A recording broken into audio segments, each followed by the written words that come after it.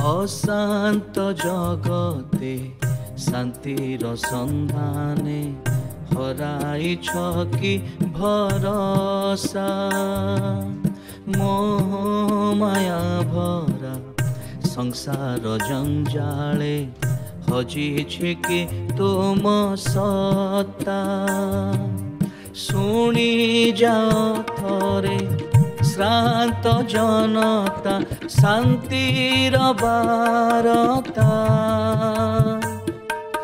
शांतिर बारता शांतिर बारता। दर्शक बंधु नमस्कार, मु आपणकर बंधु आईब चिंचाणी यही शांतिर वार्ता कार्यक्रम को स्वागत जनाए। मु आशा करुच्ची आपण मैंने समस्ते भलर अच्छंती। आपण मैंने नियमित भाव में आमानकर कार्यक्रम देखुंती। अनेके आमानकु टेलीफोन करिसेंती, प्रश्न पचारिसेंती, आपणकर प्रार्थना अनुरोध आमानकु जणैसेंती। आपणक निमंते आमे नियमित भाव में प्रार्थना करुचु। आशा करुचु आपण मैंने केतेक उत्तर पाइथिबे। जदि ये कार्यक्रम संबंध में आपणकर कौनसी प्रश्न थाए संदेह थाए तेबे आमानकु जणांतु। आमे निश्चय आपणकर प्रश्न उत्तर देवाई आमने चेष्टा करिवो। आसंता माने आजर कार्यक्रम को आगक बढ़ेबा। आज आमने एक विशेष प्रसंग रे आलोचना करिबा। आ से प्रसंग होची या यीशुख्रीष्टंकर द्वितीय आगमन। प्रभु ख्रीष्ट ए पृथ्वी को आसिले एवं पापी मनुष्यर उद्धार निमंते काल्वरी क्रूसरे से हत हेले, तांको कबर दियागला।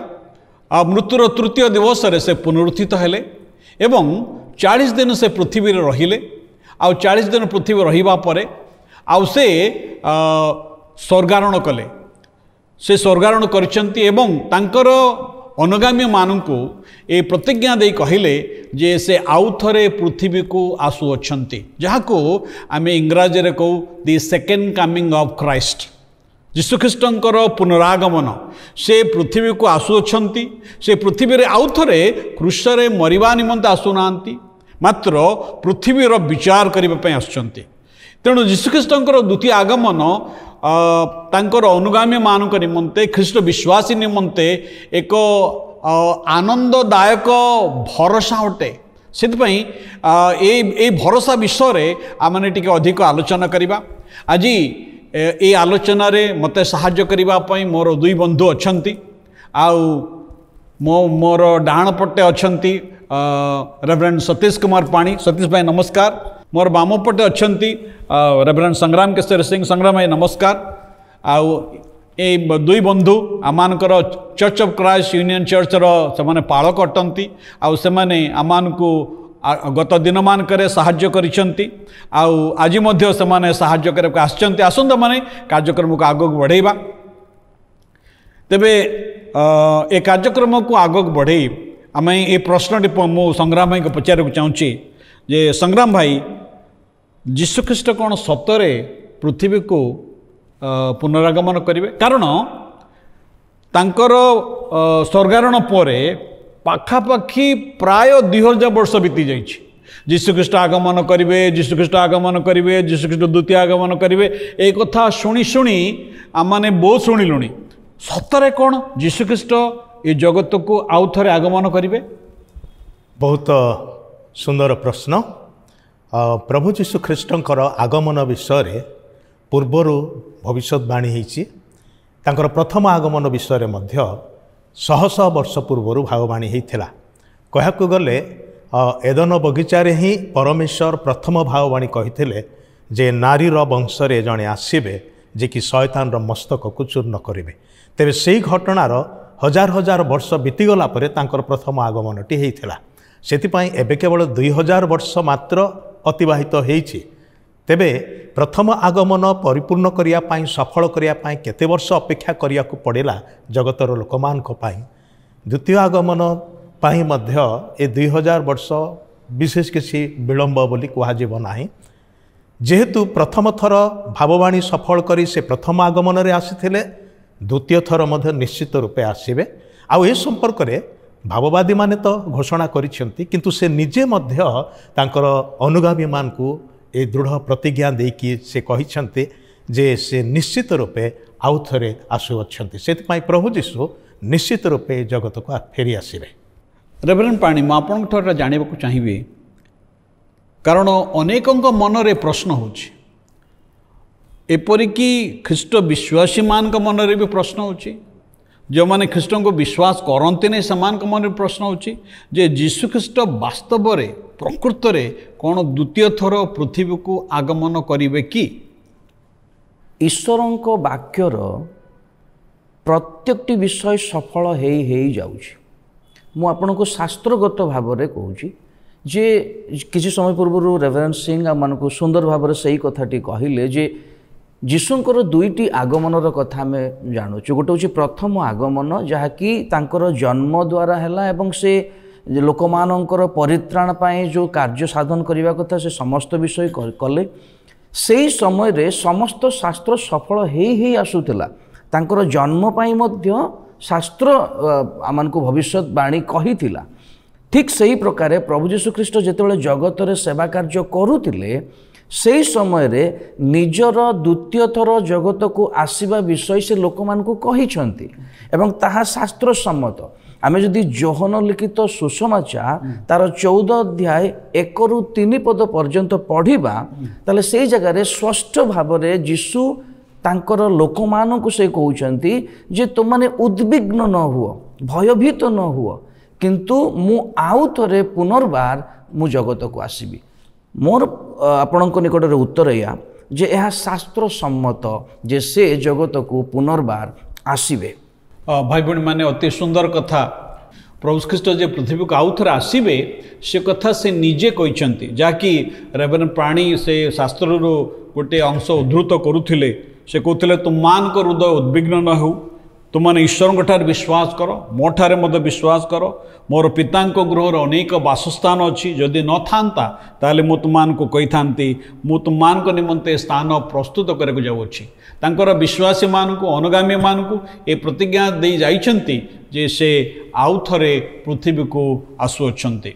और रेवरेंड चिंचाणी मुझे आउ गोटे कथा जोड़िया चाहूँगी प्रभु जीशुंकर प्रथम आगमन संपर्क में जेतिकी भाववाणी बाइबल रे लेखा अच्छी पाखापाखि 20 ରୁ 30टा खंड हम से सब आक्षरिक भाव में सफल है किंतु जितेबाला आम मैंने ईश्वर वाक्य को पवित्र बाइबल को देखू प्रभु जीशु ख्रीष्टंकर द्वितीय आगमन संपर्क में शह शह भाववाणी अच्छी। अच्छा तार अर्थ हूँ जीशुंकर द्वितीय आगमन को केते गुरुत्व दिया जायछि माने जीशु ख्रीष्टंकर द्वितीय आगमन अति गुरुत्वपूर्ण प्रश्न बहुत बाइबल रे जीशु ख्रीष्टंकर द्वितीय आगमन अति गुरुत्वपूर्ण प्रश्न। भाई भणी माने जीशु ख्रीष्टंकर प्रथम आगमन जेपरी गुरुत्वपूर्ण जीशु ख्रीष्टंकर द्वितीय आगमन सेपरी आउर अधिक गुरुत्वपूर्ण। अन्य भाव में जदि आम कहू ताले जीशु ख्रीष्टंकर प्रथम आगमन द्वितीय आगमन कारण निमंते द्वितीय आगमन रे जो लोक माननकु से ग्रहण करिया पे आसीबे सेथिपाई प्रथम आगमन रे सेमानकु प्रस्तुति करिया पे से आस्तले तेणु प्रथम आगमन सहित द्वितीय आगमन बड़ कनेक्शन अछि। बहुत बढ़िया तबे रेवरेंड संग्राम सिंह मैं आपको ये प्रश्न पचार चाहूँगी जीशु किपरि आगमन करिवे तांकर प्रथम आगमन रे से जमती रेवरेंड पाणी कहले बाइबल मध्य से कथा कहूँ जे से शिशु रूप में जन्म होइकी आसते आउ से बड़ निरीह एवं गरीब व्यक्ति भाव में आसते किंतु द्वितीय आगमन रे से शिशु भाव में आसुना वाक्य लेखा अच्छी प्रेरित पुस्तक तार 1 पर्वर 11 पदरे जितेबाला प्रभु जीशु स्वदेह स्वर्गारोहण कले पाखापाखि 500 ରୁ अधिक लोक जेरुसलाम निकटस्थ जीत पर्वत उपरे उपस्थित थिले सेमानकु से आशीर्वाद करू करू सेमानकु सहित कथबार्ता करू करू से ऊपर को उठिले मेघमाळा ऊपर को नीत हेले बा स्वर्ग को चलीगले से समय से जितेबाला मेघमाळा ऊपर को निया गले स्वर्गर 2 जन दूत आसिकी जो मैंने ठिया होगी अनेक रही थे आकाश आड़ को से कहले हे लोक मैंने तो मैंने एठारे ऊपर को एमती अनेक ठिया होगी कहीं रहीछ यही जो जीशु को जेपरी भाव में स्वर्ग को जीवार तुम देखिल से सही परी भाव में आउ थे आसुअछंते माने से दृश्य भाव माने से दृश्यमान भाव में गले एवं दृश्यमान भाव में आसबे निरीह शिशु परी जन्म होते प्रथम आगमन रे किंतु द्वितीय आगमन विषय लिखा जाए जे से मेघमाला महापराक्रम गौरव एवं शक्तिर सहित सबु क्षमतार सहित से आसे से जो शरीर रे पुनरुत्थान करथिले जो शरीर रे तांको क्रूसबिद्ध करा जाइथिला से शरीर रे तांको कबर दिया जाइथिला एवं से शरीर से पुनरुत्थित हेले से शरीर लोक मान को देखेले एवं से शरीर रे से स्वर्गारोहण कले से शरीर रे पुणी पृथ्वी को पुनर्गमन करबे बहुत बढ़िया कथा रेवरेंड प्राणी शास्त्र ए विषय अधिक कौन कहूँ आम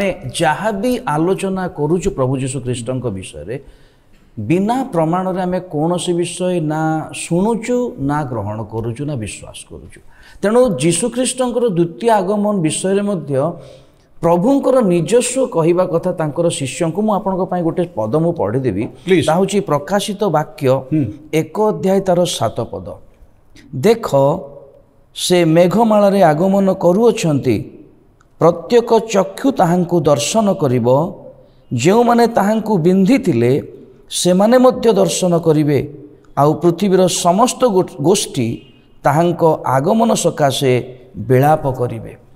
एठी स्पष्ट भाव में लिखा अछि मनुष्य माने जीशुंकु आसुथबार स्वचक्षुरे देखिबे यह शास्त्र मान को कहूँ ए प्रकार कथा जे जो माने तांको बिंधिथिले अर्थ क्रूसार्पित समय रे जो माने तांको हत्या करिसंती जो माने तांको ऊपर दोषारोप करिसंती से माने मध्य देखिबे केवल जे तांको अपेक्षा करितिबा लोक ही देखिबे ता न अन्य भाव कहबे गले समस्त मनुष्य तांको देखिबो जेतेबेले से मेघमाला रे शरीर रे से आसीबे जेमति किछ समय पूर्व आमानकु सिंह आमानकु बुझौतले। ओके रेवरेंड सिंह मु ए पद जिते रेवरेंड पानी पढ़िले मो मन रे गोटे द्वंद्व आसला ना जो माने तांकु बिंधी थिले क्रूसार्पित करथिले से धर्मीय जाजक माने गुरु माने एवं से जो रोमियो सैनिक माने से माने तो मरी गले एबे से माने किपरि तांकु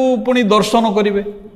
भल प्रश्न आमे भावुचु जे शारीरिक मृत्यु रे मनुष्य सरी जाए अच्छा किंतु मनुष्यर आत्मा और प्राण ता शरीर रु विच्छिन्न हो जिबा विषय को हमने मृत्यु बोली कहू से मृत्यु रे शारीरिक मृत्यु रे ए शरीरटा केवल माटी रे मिसी जाए किंतु तार प्राण आ आत्मा जीवित रहे एवं से जो विषय जे कि प्रकृत धरतु उदाहरण स्वरूप मु जदि मरी जाए ताहले मोर शरीर रु मोर प्राण आत्मा अलग हो ताने मोर शरीर माटी मिसीगला किंतु प्रकृत मु मरी ना मु मरबी भी ना कारण ईश्वरंकर जो फुंक वायु द्वारा मु सृष्ट होती जीवित प्राणी होता अमर रहिबा अच्छा से जीवित थाए एवं तापाई गोटे स्थान अच्छे शारीरिक मृत्यु शरीर आत्मा और प्राण अलग हेले तार गोटे स्थान अच्छी जो अपेक्षा करिया पड़े अच्छा से को पर्यंत अपेक्षा करिब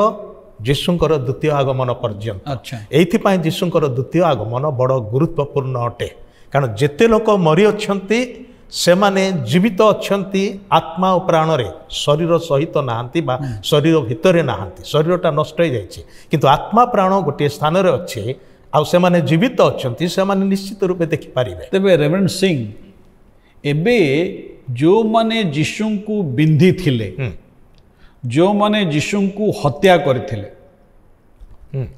जो माने जीशु को अग्राह्य करथिले आज मध्य जो माने जीशु को अग्राह्य करूछंती जदियो प्रभु जीशु समस्त को प्रेम करती समस्त को आह्वान करती निकट को आसवाई परित्राण को ग्रहण करने से निमंत्रण जनाती तथापि आज मध्य अनेक जीशु को अग्राह्य करुछंती प्रेम को अग्राह्य करुछंती क्षमा को अग्राह्य करुछंती तेबे से लोक मानकर अवस्था से दिन मध्य से थरहर हे सेटा ही से वाक्य रे जहाँ रेवरेंड पानी पढ़िले जे समस्त गोष्ठीर लोक माने विलाप करिवे बोल लिखा अछि कोन पई से माने विलाप करिवे काहे विलाप करिवे एथि पई का जे जहाँ को आ माने मारी देलु से सरी गले आ तांकर किछि नाही बोली भाबुथिले से आज पर्यंत जीवित अछंती आ से महापराक्रम रे आछंती जगतर विचार करिवा निमंते आ जेतले से विचार करिया पई आछंती केही हेले बाद पड़िबे नाही କେହି ହେଲେ ଖସି ପାରିବେ ନାହିଁ।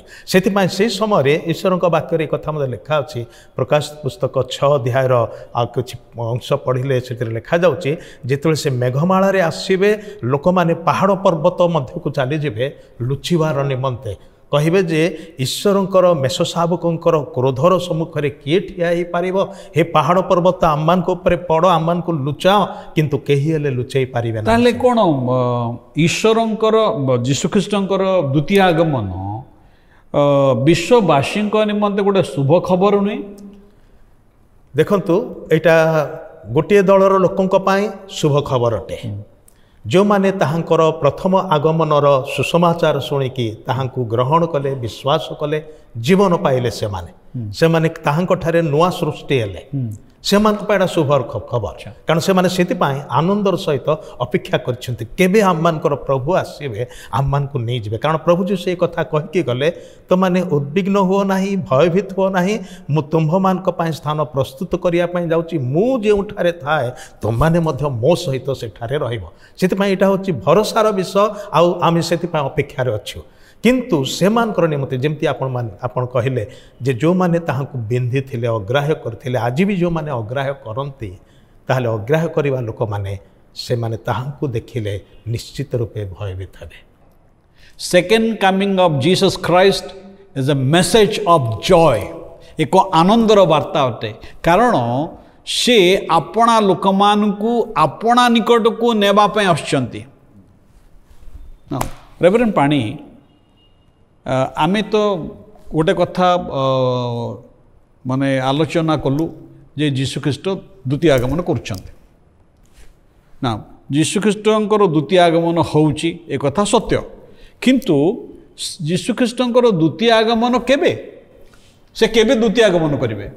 ମୁଁ ପୁନର୍ବାର ଆପଣଙ୍କୁ ପୁଣି ସେଇ ଶାସ୍ତ୍ରରୁ ହିଁ ଆପଣଙ୍କୁ ମୁଁ କହିବା ପାଇଁ ଚାହିଁବି ଯେ ପ୍ରଭୁ ଏଇ ଦିନକୁ ଅନ୍ୟ ଭାବରେ କହିବା ପାଇଁ ଗଲେ ଗୁପ୍ତ କରି ରଖିଛନ୍ତି। ପ୍ରଭୁ ଯୀଶୁଖ୍ରୀଷ୍ଟ ତାଙ୍କ ଲୋକମାନଙ୍କୁ ଯେତେବେଳେ ଏ ବିଷୟରେ କହିଲେ ଏବଂ ଏ ବିଷୟରେ ସେ ସବୁବେଳେ ଲୋକମାନଙ୍କୁ ସଜାଗ କରିବା ପାଇଁ, ଲୋକମାନଙ୍କୁ ଜାଗ୍ରତ କରିବା ପାଇଁ ସବୁବେଳେ ସେ ବିଭିନ୍ନ ଦୃଷ୍ଟାନ୍ତ ଦେଇ ସେ କହିଲେ ଏବଂ ସେଇ ଦୃଷ୍ଟାନ୍ତରେ ସବୁବେଳେ ଲୋକମାନଙ୍କୁ ସ୍ୱର୍ଗରାଜ୍ୟର ଦୃଷ୍ଟାନ୍ତ ଏବଂ ସ୍ୱର୍ଗ ଏବଂ ସମୟ ଉଭୟକୁ ସେ ମେଳେଇ ଲୋକମାନଙ୍କୁ ବୁଝାଇବା ପାଇଁ ଚାହୁଁଥିଲେ।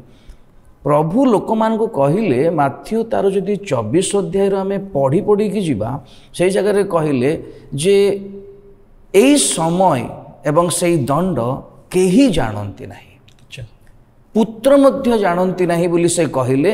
ଏହାର କହିବାର ମାନେ ତାହାର ଗାମ୍ଭୀର୍ଯ୍ୟତା ଏହା ଯେ ଲୋକମାନେ ସଦାସର୍ବଦା ପ୍ରସ୍ତୁତ ହୋଇ ରହିବା ଦରକାର। କାରଣ ଆଜିକାଲି ବହୁତ ଜାଗାରେ ବହୁତ ଲୋକଙ୍କ ଦ୍ୱାରା ଏଇ ପ୍ରକାର ଗୋଟେ ତାରିଖ ଦେଇଦେବା ଏବଂ ସମୟକୁ ଜଣେଇଦେବା ଯେ ଲୋକମାନେ ଅମୁକ ମସିହାରେ ଯୀଶୁ ଆସିଯିବେ, ଅମୁକ ତାରିଖରେ ଯୀଶୁ ଆସିଯିବେ। ଆପଣ ବିଶ୍ୱାସ କରିବେନି, ଆଜକୁ 30-40 ବର୍ଷ ତଳେ ଗୋଟେ ଗାଁରେ ଯୀଶୁ ଆସିଯିବେ ଅମୁକ ତାରିଖରେ କହିକି ସେ ଗାଁ ଲୋକମାନେ ପ୍ରସ୍ତୁତ ହେଇଯାଇଥିଲେ, ସେମାନଙ୍କର ଛେଳି ମେଣ୍ଢା ସବୁ ବିକ୍ରି କରିଦେଇଥିଲେ ଏବଂ ଗିର୍ଜା ଘରେ ଯାଇ ବସିଥିଲେ। ତ ଏ ପ୍ରକାର ବାଇବଲ ଆମମାନଙ୍କୁ କୌଣସି ସୂଚନା ଦେଉନାହିଁ। ମୁଁ ଆପଣମାନଙ୍କୁ ଶକ୍ତ ଭାବରେ କହିବା ପାଇଁ ଚାହୁଁଛି ଯେ ବାଇବଲରେ ଲେଖା ଅଛି ମାଥ୍ୟୁ 24 ଅଧ୍ୟାୟ 36 ପଦରେ, କିନ୍ତୁ ସେହି ଦିନ ଓ ଦଣ୍ଡ ବିଷୟ କେହି ଜାଣନ୍ତି ନାହିଁ, ସ୍ୱର୍ଗର ଦୂତମାନେ କିମ୍ବା ପୁତ୍ର ଜାଣନ୍ତି ନାହିଁ, କେବଳ ପିତା ଜାଣନ୍ତି। ପିତା ପରମେଶ୍ୱର କେବଳ ସେହି ଦିନକୁ ନିର୍ଦ୍ଧାରଣ କରିବେ ଯେ ପ୍ରଭୁ ଯୀଶୁଖ୍ରୀଷ୍ଟ କେବେ ଦ୍ୱିତୀୟ ଆଗମନ କରିବେ। ମୋର ପୂର୍ବରୁ ଆପଣଙ୍କୁ କହିବାର ବିଷୟ ଥିଲା ଯେ ପ୍ରଭୁଙ୍କର ଦିନ ଯଦି ଆସିବା ଆମେ ଜାଣିପାରୁନାହୁଁ, ତାର ଅର୍ଥ ସଦାସର୍ବଦା ପ୍ରସ୍ତୁତ ହୋଇ ରହିବା।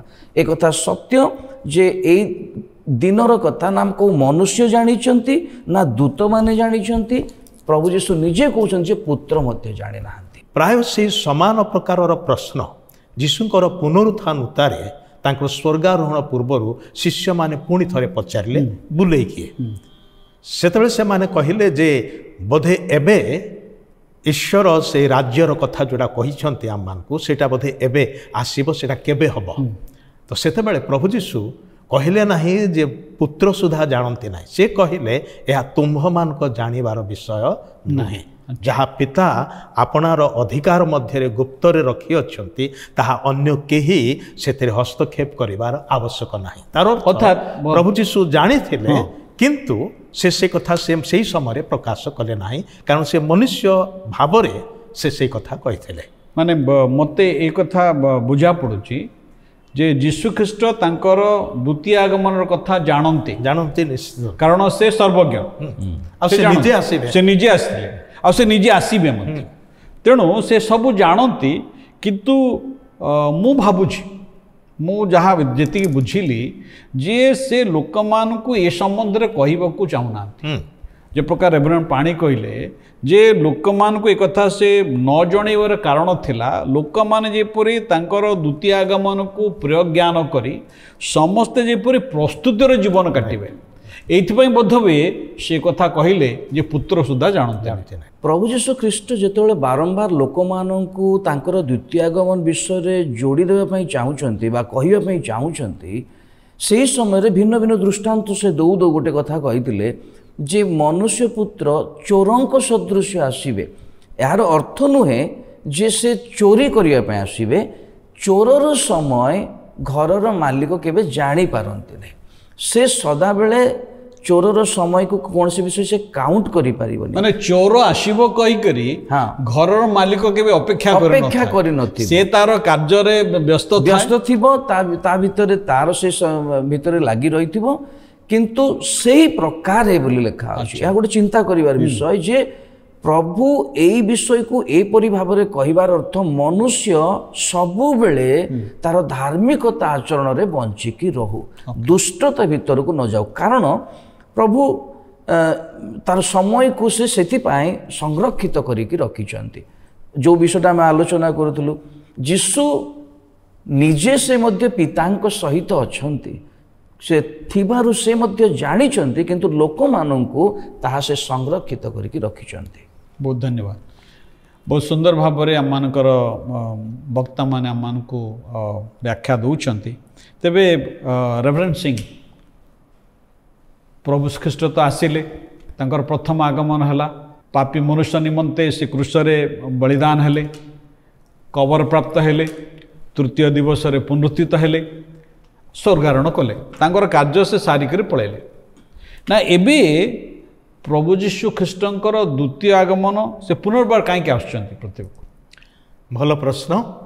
ପ୍ରଥମ ଆଗମନରେ ତାଙ୍କର ଉଦ୍ଦେଶ୍ୟ ଥିଲା ପତିତ ପାପରେ ନଷ୍ଟ ହୋଇଯାଇଥିବା ଲୋକମାନଙ୍କୁ ସେଥିରୁ ଉଦ୍ଧାର କରିକି ସେମାନଙ୍କୁ ଅନନ୍ତ ମୁକ୍ତି, ଅନନ୍ତ ଜୀବନ ଦେବା ପାଇଁ। ଆଉ ସେଥିପାଇଁ ତାଙ୍କୁ ବଳୀକୃତ ହେବାର ଆବଶ୍ୟକତା ଥିଲା। ଆଉ ସେ ବଳୀକୃତ ହେବା ପାଇଁ ବୋଲି ଆସିଲେ, ଯେଉଁଟାକି ସମ୍ପନ୍ନ କରିକି ଯାଇଛନ୍ତି। କିନ୍ତୁ ଈଶ୍ୱରଙ୍କର ଯେଉଁ ସମ୍ପୂର୍ଣ୍ଣ ବିସ୍ତୃତ ପରିକଳ୍ପନା ଅଛି, ସେ ପରିକଳ୍ପନାରେ ଯୀଶୁଙ୍କର ଦୁଇଟି ଯାକ ଆଗମନ ସମ୍ପୃକ୍ତ। ପ୍ରଥମ ପାର୍ଟଟା ସେ କରିକି ଗଲେ, ଏବେ ସେକେଣ୍ଡ ପାର୍ଟଟା ଯେଉଁଟା ବାକି ଅଛି ସେଇଟା ସେ କରିବା ପାଇଁ ଆସୁଅଛନ୍ତି। ସେ କେତେ ଗୁଡ଼ାଏ ବିଷୟ କରିବା ପାଇଁ ଆସୁଛନ୍ତି। ଯେତେବେଳେ ସେ ଦ୍ୱିତୀୟ ଆଗମନରେ ଆଗମନ କରିବେ, ସେହି ସମୟରେ ଯେମିତି ପ୍ରଥମେ ଆମେ ଆଲୋଚନା କଲୁ ଯେ ସେ ଆପଣା ଲୋକମାନଙ୍କୁ ସଂଗ୍ରହ କରିବେ, ସେମାନଙ୍କୁ ସେ ନେବେ। ଦ୍ୱିତୀୟ ବିଷୟ ହେଉଛି ପୃଥିବୀରେ ଥିବା ଲୋକମାନେ ଯେଉଁମାନେ ତାହାଙ୍କୁ ବିଶ୍ୱାସ କରନ୍ତି ନାହିଁ, ଅଗ୍ରାହ୍ୟ କରନ୍ତି, ସେମାନଙ୍କୁ ପ୍ରତିଫଳ ଦେବା ପାଇଁ ଆସୁଛନ୍ତି। କିନ୍ତୁ କେବଳ ସେତିକି ନୁହେଁ, ପ୍ରତିଟି ମନୁଷ୍ୟ ଈଶ୍ୱରଙ୍କର ସୃଷ୍ଟ ଅଟନ୍ତି। ପ୍ରତିଟି ମନୁଷ୍ୟଠାରେ ଈଶ୍ୱରଙ୍କର ଫୁଙ୍କ ବାୟୁ ଅଛି ବା ଜୀବନ ଅଛି। ସେହି ଜୀବନକୁ ନେଇ ମନୁଷ୍ୟ କ'ଣ କରିଛି ତାର ବିଚାର ସେ କରିବା ପାଇଁ ଆସୁଅଛନ୍ତି। ତାମାନେ ପ୍ରତ୍ୟେକ ମନୁଷ୍ୟର ଭଲ ହେଉ କିମ୍ବା ମନ୍ଦ ହେଉ ଉଭୟର ବିଚାର କରିବା ପାଇଁ ସେ ଆସୁଅଛନ୍ତି। ଆଉ କୋମାନଙ୍କର ବିଚାର କରିବେ? ଜୀବିତ ମୃତ ସମସ୍ତଙ୍କର। କିଛି ସମୟ ପୂର୍ବରୁ ରେଭରେଣ୍ଡ ପାଣି କହୁଥିଲେ ଯେ ଦୁଷ୍ଟ ହେଉ କିମ୍ବା ସନ୍ଥ ହେଉ ସମସ୍ତେ ଉଠିବେ। ଆଉ ଦାନିଏଲ ପୁସ୍ତକରେ ମଧ୍ୟ, ଭାଗବାଦୀ ପୁସ୍ତକରେ ଲେଖା ଅଛି ଯେ ଥୋଡ଼ାଏ ଲୋକ ଜୀବନର ନିମନ୍ତେ ଆଉ ଥୋଡ଼ାଏ ଲୋକ ଦଣ୍ଡର ନିମନ୍ତେ ଉଠିବେ। ସେ କଥା ପ୍ରଭୁ ଯୀଶୁ ମଧ୍ୟ ନିଜେ କହିଛନ୍ତି ଯେ ସମୟ ଆସୁଛି ଯେଉଁ ସମୟରେ କିଛି ଲୋକ ଅନନ୍ତ ଜୀବନ ବଞ୍ଚିବାର ନିମନ୍ତେ ଉଠିବେ, ଆଉ କିଛି ଲୋକ ଅନନ୍ତ ଦଣ୍ଡ ପାଇବାର ନିମନ୍ତେ ଉଠିବେ। ତାମାନେ ଯୀଶୁଙ୍କର ଦ୍ୱିତୀୟ ଆଗମନ ସମୟରେ ପୁନରୁତ୍ଥାନ ଯେଉଁଟା ହେବ, ଅର୍ଥାତ୍ ଲୋକମାନଙ୍କର ପୁନରୁତ୍ଥାନ ହେବ। ପ୍ରଥମ ଭାଗରେ ବିଶ୍ୱାସୀମାନଙ୍କର ପୁନରୁତ୍ଥାନ ହେବ। ସେଇଟା ହେବ ସେ ଆପଣାର ଲୋକମାନଙ୍କୁ ଗ୍ରହଣ କରିବେ। କିନ୍ତୁ ତାହାର ପରେ ପରେ ସେ ଏହି ପୃଥିବୀରେ ଈଶ୍ୱରଙ୍କର ଧାର୍ମିକତାର ରାଜ୍ୟକୁ ପ୍ରତିଷ୍ଠା କରିବା ପାଇଁ ଆସୁଅଛନ୍ତି। ଆଚ୍ଛା କାରଣ ଆଜି ପର୍ଯ୍ୟନ୍ତ ରାଜ୍ୟ ଶାସନ ଏସବୁ ଭାର ମନୁଷ୍ୟ ହାତରେ ଛାଡ଼ି ଦିଆଯାଇଥିଲା ଏବଂ ମନୁଷ୍ୟ ଶତ୍ରୁ ଶୟତାନର କବ୍ଜାରେ ରହିକି ସେ ମନ ଇଚ୍ଛା ମନମୁଖୀ ଶାସନ କରିକି ଚାଲିଲା। କିନ୍ତୁ ପ୍ରଥମ ଥର ପାଇଁ ଜଗତବାସୀ ଦେଖିବେ ଯେ ଈଶ୍ୱରଙ୍କର ଶାସନ କି ପ୍ରକାର, ଆଚ୍ଛା ଈଶ୍ୱରଙ୍କର ଧାର୍ମିକତାର ରାଜ୍ୟ କି ପ୍ରକାର, ଆଉ ସେଇ ରାଜ୍ୟକୁ ସେ ପ୍ରତିଷ୍ଠା କରିବା ପାଇଁ ଆସୁଅଛନ୍ତି, ଯେଉଁଟାକି ଶାନ୍ତିର ରାଜ୍ୟ ବୋଲି କୁହାଯାଏ। ଅତି ସୁନ୍ଦର ଭାବରେ ରେଭରେଣ୍ଡ ସିଂ ବ୍ୟାଖ୍ୟା କଲେ ଯେ ପ୍ରଭୁ ଖ୍ରୀଷ୍ଟଙ୍କର ଦ୍ୱିତୀୟ ଆଗମନ ହେବାକୁ ଯାଉଛି, ଆଉ ସେ କାହିଁକି ପୃଥିବୀକୁ ଆସୁଛନ୍ତି।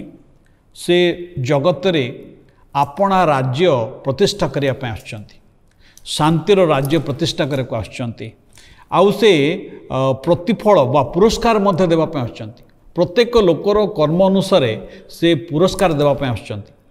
ତେଣୁ ଭାଇ ଭଉଣୀମାନେ ଯୀଶୁଖ୍ରୀଷ୍ଟଙ୍କର ଦ୍ୱିତୀୟ ଆଗମନ କେତେକଙ୍କ ନିମନ୍ତେ ଏକ ଆନନ୍ଦର ବାର୍ତ୍ତା ଆଣୁଥିବା ବେଳେ ଆଉ କେତେକଙ୍କ ପାଇଁ ଏକ ଭୟର ସମ୍ବାଦ ଆଣିଛି। କିନ୍ତୁ ଆପଣଙ୍କୁ ଭୟ କରିବାର ଆବଶ୍ୟକତା ନାହିଁ। ଆପଣ ମଧ୍ୟ ଈଶ୍ୱରଙ୍କର ରାଜ୍ୟରେ ଗୃହୀତ ହୋଇପାରିବେ, ଆପଣ ମଧ୍ୟ ଅନନ୍ତ ଜୀବନ ପାଇପାରିବେ, ଆପଣ ମଧ୍ୟ ଅନନ୍ତ କାଳ ପ୍ରଭୁ ଖ୍ରୀଷ୍ଟଙ୍କ ସହିତ ଅନନ୍ତ ରାଜ୍ୟରେ ପ୍ରବେଶ କରିପାରିବେ। ଯଦି ଏ ସମ୍ବନ୍ଧରେ ଆପଣଙ୍କର କୌଣସି ପ୍ରଶ୍ନ ଥାଏ, ସନ୍ଦେହ ଥାଏ, ତା ଦୟାକରି ଆମମାନଙ୍କୁ ଲେଖିକରି ଜଣାନ୍ତୁ। ଏହି ସମ୍ବନ୍ଧରେ ଅଧିକ ଜାଣିବା ନିମନ୍ତେ ଟେଲିଭିଜନ ସ୍କ୍ରିନ୍ରେ ଯେଉଁ ଫୋନ୍ ନମ୍ବର ଆପଣମାନେ ଦେଖୁଛନ୍ତି ଦୟାକରି ସେଥିରେ ଯୋଗାଯୋଗ କରନ୍ତୁ। ନମ୍ବରଟି ହେଉଛି 765-685-2269। এই ফোন নম্বরে দয়াকরি যোগাযোগ করবে। আমମାନଙ୍କର ଭାଇମାନେ ଆପଣଙ୍କୁ ଆପଣଙ୍କର ପ୍ରଶ୍ନର ଉତ୍ତର ଦେବା ପାଇଁ ଯତ୍ନବାନ ହେବେ।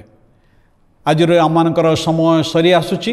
ମୁଁ ଆଉ ଥରେ ରେଭରେଣ୍ଡ ସିଂଙ୍କୁ ଏବଂ ରେଭରେଣ୍ଡ ପାଣିକୁ ଧନ୍ୟବାଦ ଜଣାଏ। ଆପଣମାନେ ଅତି ସୁନ୍ଦର ଭାବରେ ଆମମାନଙ୍କୁ ଯୀଶୁଖ୍ରୀଷ୍ଟଙ୍କର ଦ୍ୱିତୀୟ ଆଗମନ ବିଷୟରେ ଜଣାଇଲେ। ତେବେ ଭାଇ ଭଉଣୀମାନେ ଆଜି ଆମମାନେ ଆହୁରି ଅଧିକ ଆହୁରି ଆଲୋଚନା କରିବା ଆଗାମୀ ସପ୍ତାହରେ ପ୍ରଭୁ ଯଦି ସୁଯୋଗ ଦିଅନ୍ତି ଆମମାନେ ଆହୁରି ଅଧିକ ଆଲୋଚନା କରିବା। ଏହି ସମୟ ପର୍ଯ୍ୟନ୍ତ ଆମମାନଙ୍କୁ ବିଦାୟ ଦିଅନ୍ତୁ। ନମସ୍କାର। ଅଶାନ୍ତ ଜଗତେ ଶାନ୍ତିର ସନ୍ଧାନେ ହରାଇଛ କି ଭରସା, ମୋହ ମାୟା ଭରା ସଂସାର ଜଞ୍ଜାଳେ ହଜିଛି କି ତୁମ ସତ୍ତା। ଶୁଣି ଯାଅ ଥରେ ଶ୍ରାନ୍ତ ଜନତା ଶାନ୍ତିର ବାରତା, ଶାନ୍ତିର ବାରତା, ଶାନ୍ତିର ବାରତା।